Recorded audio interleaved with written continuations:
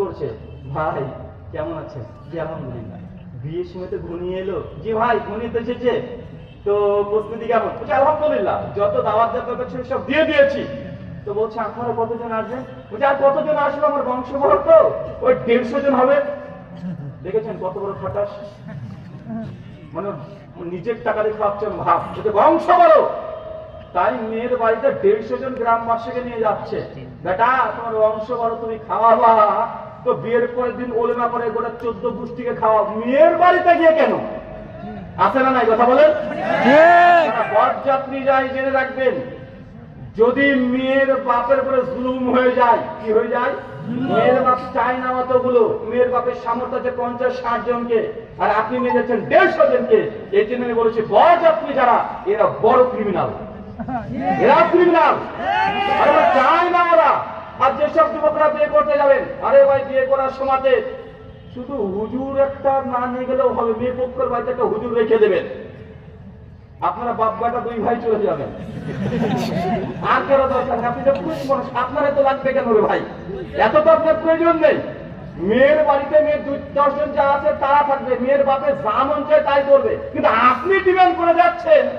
তো ভাই এত যদি সব মেয়ের বাপকে 1 লক্ষ টাকাকে দিয়ে দিবেন, যে ভাই দেখেন আসলে আমার তো একটাই ছেলে, আমার তো খুব শখ যে আমার ছেলের বিয়ে দিব, আপনার কাছে যাব, গ্রামবাসী মানুষের শখ যে আপনার বাড়িতে যাবে দেখবে, তো এই 1 লক্ষ টাকা আপনাকে আমি দিচ্ছি, আপনি একটু আমার অতিথি যারা যাবে একটু দেখবেন ভাই।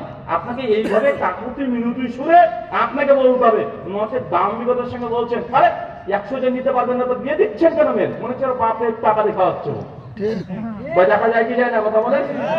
এটা তো হয়েছে তো হয়েছে, একটু পরে আবার বলছে বিয়াই শোনেন আমার ছেলে না, মানে ছেলে বাপ বলছে আমার ছেলে না, কঠিন বুদ্ধি, মারাত্মক পর্যায়ের বুদ্ধি, ওর বিজনেসের যা মাইন্ড।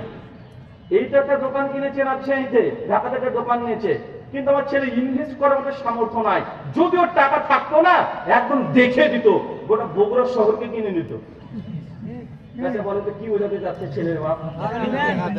মেয়ের বাপকে যে হঠাৎ করে ফোন করে বলছে, ছেলের বিশাল প্রশংসা করে বলছে যে ওর বিশাল বিজনেস মাইন্ড, ওর দোকান আছে কিন্তু মাল নাই, টাকা তোলার জন্য মাল লাগবে, যে টাকা থাকতো ওরা বগুড়া কিনে নিত।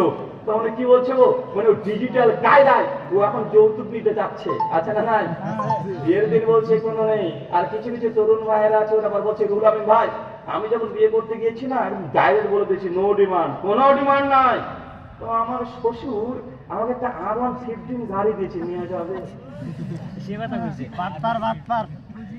এমন আছে না নাই কথা বলে?